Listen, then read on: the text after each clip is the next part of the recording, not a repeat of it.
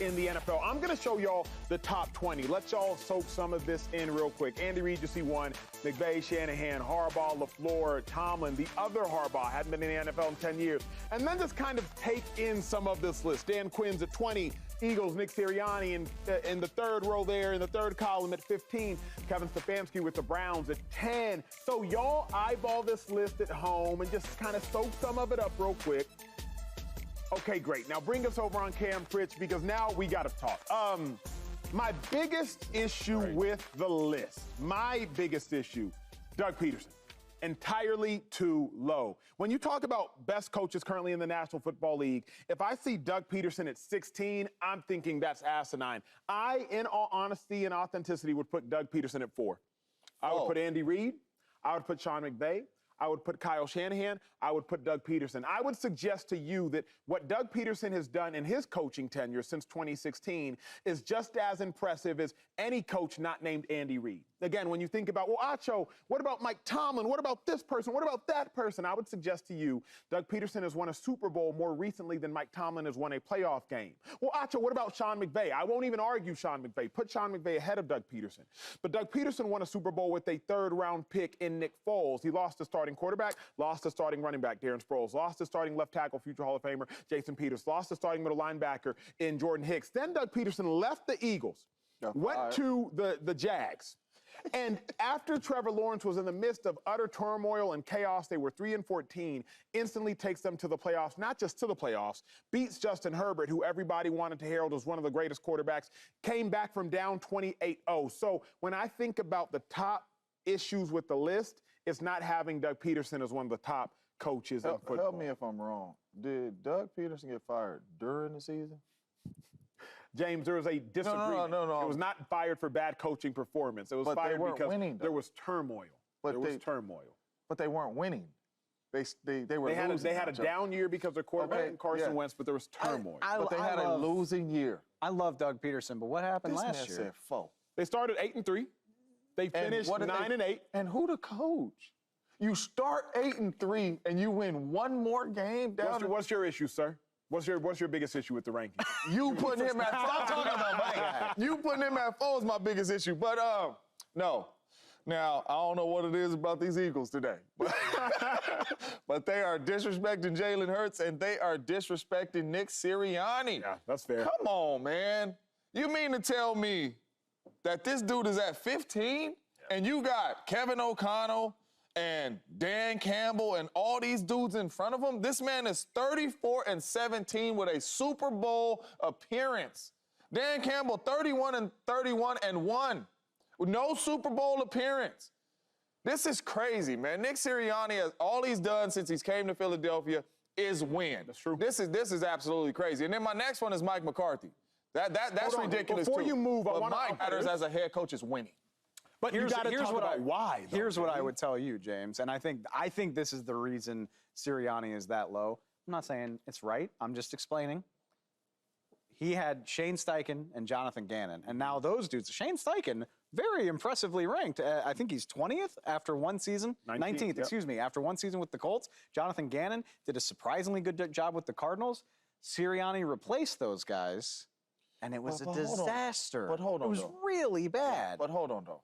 Because we talk coaching trees all the time with a lot of these coaches. Yes, sir, we do. So it's a lot of these coaches up top, Sean McVay and all that had really good coaches on their staff. Shanahan and McVay have been consistently successful despite losing those people. I'm not saying Sirianni can't be. Maybe this year, maybe Kellen Moore and Vic Fangio are going to get that back but on even, track. but hold on. He went to the playoffs. But even if, though, James, like he did not have a losing season. I would say we got to use the same criteria and use our eyes. It's such a catastrophe. I could tell you what Shanahan does well. I could tell you what Shanahan does well. I could tell you what McVay does well. Could tell you what Reid does well. Could tell you what Tomlin does well. He's the play caller. And I can tell you what D'Amico does well. We can tell you what Tomlin does well. For the defense. No, Amico, but what does Sirianni do well? Like Dave, you just mentioned if he gets it right with Fangio and if he gets it right with Kellen Moore. When you think about Shanahan and who he leaves, Salah leaves, D'Amico, linebacker coach, becomes the DC. There's nothing left on that tree. That's how many people have come for Shanahan. McDaniel, you gone? I'm going to keep rolling it. So if I'm thinking about Sirianni, what does he, in your mind, I'm not saying he doesn't, what's he do well as a coach? The same thing you told me Jalen Hurts do. Win.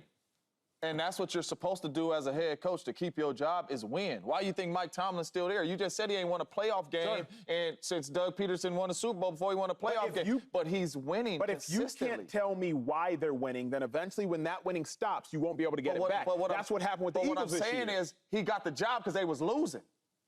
You feel what I'm saying? And then he come in here and he's 34-17. That's why there, your coach that should be at 4 got fired. And he came in there. And he's 34-17, and you got dudes like Kevin O'Connell and Sean McDermott and Dan Campbell and Harbaugh who came from college. And I understand what he did before, but come on, man, this man ain't been in the NFL in years, and he's in front of a coach that's 34-17. I don't know how they putting these lists together. However they putting the list together is crazy. They doing it at the barbershop. I mean, they probably are. I think Sirianni reminds me a lot of his quarterback, honestly. Sirianni and Jalen Hurts. I just want to see.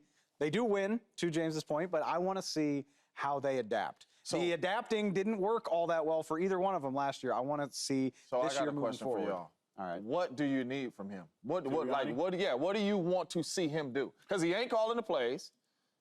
So he's going to be doing what a head coach is going to be doing, running the practices. What do y'all want to see him do? Number one, I want him to fix the terrible vibes in Philly. Whatever happened in the last 6 weeks of last season, got to fix that. Got to get this team looking more cohesive and looking like they enjoy playing with each other. And these coordinator hires need to work. They need to be good this time around because that ultimately sank them last year. Neither one of their coordinators were ready for that level of spotlight. What I want to see him do is if you're not going to prove you're a good X's and O's guy, not all coaches are great X's and O's guy, prove you're a good CEO.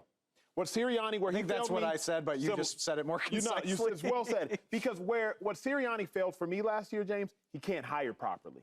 Because when you showed up with Steichen and dudes that's y'all talking highly about, though. Prove that it can work. Because remember, Kellen Moore's now on his 3rd team in 3 years. Vic Fangio's on his 3rd team in 3 years. So prove that you can hire well. Because last year, Sirianni, you didn't hire well. And if you can't call plays well, then you got to hire well. Acho? Before, he had his first choices. You brought in Steichen, you brought in Gannon, you went and you got your receiver coach. You don't get no credit for that? You do. But, James, you know, to be a great coach, can you do it again? Shanahan did it again. McVay, can you do it again? Andy Reid, how many guys has Andy Reid lost? But all I'm saying is, as bad as we saying he did in hiring these coaches, he went to the playoffs. But that's underwhelming given the talent on that team. So we're in the wild card round after starting 10-1. So where y'all putting him? I'd put him at 10. I'd put him at 10. Yeah, somewhere between. I'd put him at 10. You can put him ahead of Jim Harbaugh. You can put him ahead of Dan Campbell. I do think 15 is low. I'll give you that. You can put him at 10. So I'm not putting him ahead of Stefanski. He's a top 10 coach. He's 10. He is 10. I'd say like 11. I'd say like top 10. Yes, that's perfectly fine, and I won't argue.